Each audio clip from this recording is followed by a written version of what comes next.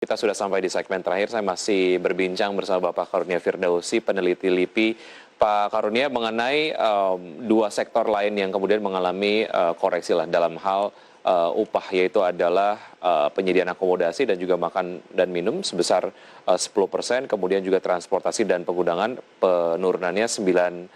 Ini tentu saja mungkin berkaitan dengan yang pertama mengenai penyediaan akomodasi dan makan minum, ini berkaitan dengan dampak yang ditimbulkan dari pandemi COVID-19 terhadap sektor pariwisata begitu. Nah, Anda melihat pelemahan di kedua sektor ini seperti apa, Pak Karunia? Ya, di sini karena kita persiapannya fasilitas-fasilitas untuk membentengi COVID ya, kayaknya 5M atau 3M atau 3T dan seterusnya masih belum sempurna gitu ya, belum optimal sehingga kalau sektor-sektor yang katakan rentan dengan pandemi itu tidak dibentengi dengan fasilitas-fasilitas kesehatan yang mumpuni, terutama perilaku manusia kita, ya saya kira akan sangat mudah tertular ya masyarakat, sehingga sektor itu kemudian juga tidak akan bangkit. Jadi maksud saya itu kalau kita ingin membangun suatu sektor yang katakanlah penting harus ada physical contact, maka segala persiapan fasilitas-fasilitas yang mendukung kegiatan itu memang harus dilakukan. Ya. Baik. Selain itu, ya, kemudian juga tadi Anda bicara tentang akomodasi dan makan minum, ya saya kira ini sudah wajib sekarang ini. Digital marketing atau accelerating digital marketing itu menjadi sesuatu jawaban dari persoalan-persoalan penurunan. Baik, lalu bagaimana Anda melihat proyeksi investasi di sektor-sektor yang kemudian mengalami koreksi yang cukup dalam lah karena pandemi COVID-19? Akankah investasi di sektor-sektor tersebut akan tidak terlalu banyak digemari lah oleh investor? Ya pastinya begitu. Jadi artinya kita tidak bisa lagi berpikir ke belakang ya. Jadi kan ini sesuatu yang istilahnya itu new normal begitu. Jadi artinya kebijakan kita itu adaptif. Kita harus tinggalkan kegiatan-kegiatan yang tidak adaptif, yang riskan dengan penyebaran COVID, itu digantikan dengan itu yang saya katakan repositioning dan retargeting ya. Jadi kita harus memposisikan tentang produk-produk yang kita hasilkan sesuai dengan permintaan kondisi sekarang, dan juga retarget pasarnya juga harus di samping juga digital marketing itu wajib. Sementara pemerintah membentengi ini, respon cepat, fasilitas kesehatan, semua itu harus ini jangan hanya fiskalnya itu hanya diarahkan bukan untuk membentengi, tapi lebih membentengi penyebaran COVID itu. Itu yang saya kira tenaga kesehatan, kalau perlu tenaga kerja yang kena PHK atau yang upahnya murah dilatih untuk menjadi tenaga-tenaga, sehingga kita tuh siap mau ada COVID apapun, karena COVID itu tidak pernah orang tahu. Jadi kita sudah ada persiapan. Ya, dihadirkannya berbagai macam kebijakan-kebijakan antisipatif, tentu saja ini juga harus diperlukan untuk memastikan efektivitas dari kebijakan-kebijakan tersebut, begitu ya Pak Karunia? Ya, baik.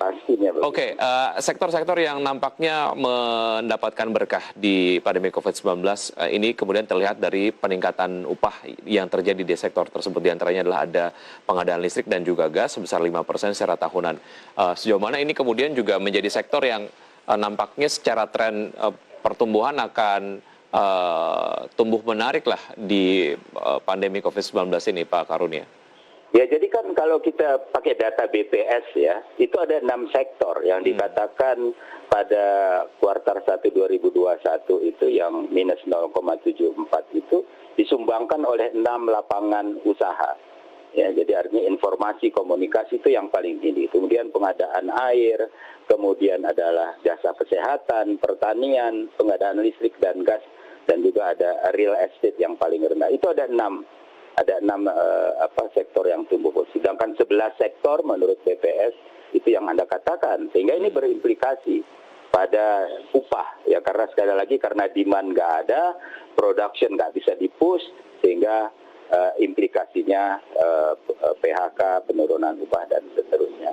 Nah, oleh karena itu kalau menurut pandangan saya kita perlu mapping ya, dari 6 ini mapping mana nih yang bisa dikolaborasikan ya. Ini konseptual aja ya. Saya kira perlu ada satu pemikiran lebih lanjut.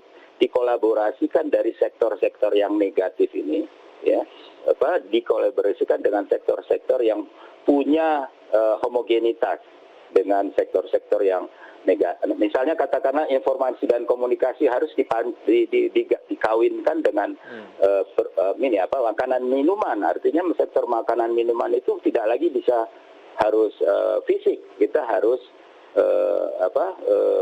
menggunakan digital marketing. Kayak seperti itu. Jadi nggak bisa lagi kita per sektor itu berdiri sendiri, supaya ada saling mutual help, saling membantu sesama sektor, termasuk pertanian. Ya, itu juga perlu diprioritaskan oleh pemerintah untuk difokuskan dalam hal pertumbuhan begitu ya. Baik, industri pengolahan juga pertumbuhan untuk upahnya ini menarik Pak Karunia. Sejauh mana Anda juga melihat proyeksi investasi di sektor ini? Nah, kalau dalam hubungannya dengan investasi ya, jadi ini kan kita bicara investasi mungkin dalam negeri, kita perhatikan memang perkembangan investasi ini menurun kaitannya dengan lapangan kerja. Ya, jadi kalau tingkat investasi berkembang benar meningkat sekitar 200 sekian triliun kalau tidak salah itu ya. Tetapi dia tidak menyerap tenaga kerja karena investasinya lebih banyak menyerap modal, padat modal. Nah, jadi oleh karena itu kembali orientasi perkembangan investasi itu diarahkan pada sektor-sektor yang padat modal. Ya, jadi yang padat modal, sehingga akan menyerap lapangan kerja. Dengan menyerap lapangan kerja ini maka berarti upah juga akan ikut terangkat ya. Jadi bukan malah memburukkan karena tadi fokus pada investasi itu pada padat modal, sehingga tidak ada lapangan kerja yang terserap. Ya, mestinya kan 1 triliun, ini data dari Kadin katanya 1 triliun investasi itu harusnya 500-600 ribu tenaga kerja terserap. Baik. Nah, ini yang nggak terjadi itu. Ya, jadi menurut pandangan hal-hal yang kemudian kita harapkan adalah agar sektor-sektor yang ada di Indonesia ini dapat dalam tanda kutip hidup berdampingan dengan pandemi COVID-19, tentu saja dengan melakukan berbagai macam penguatan-penguatan seperti yang Anda tadi sampaikan begitu ya. Dan kolaborasi menjadi satu hal yang penting supaya tumbuh bersama menghadapi dampak-dampak negatif yang ditimbulkan dari pandemi. Pak Karunia, terima kasih sudah bergabung bersama kami di Market Review. Sukses selalu untuk Anda, sehat selalu Pak Karunia. Sampai jumpa. Terima kasih, sama-sama. Ya, Pak. Ya, baik.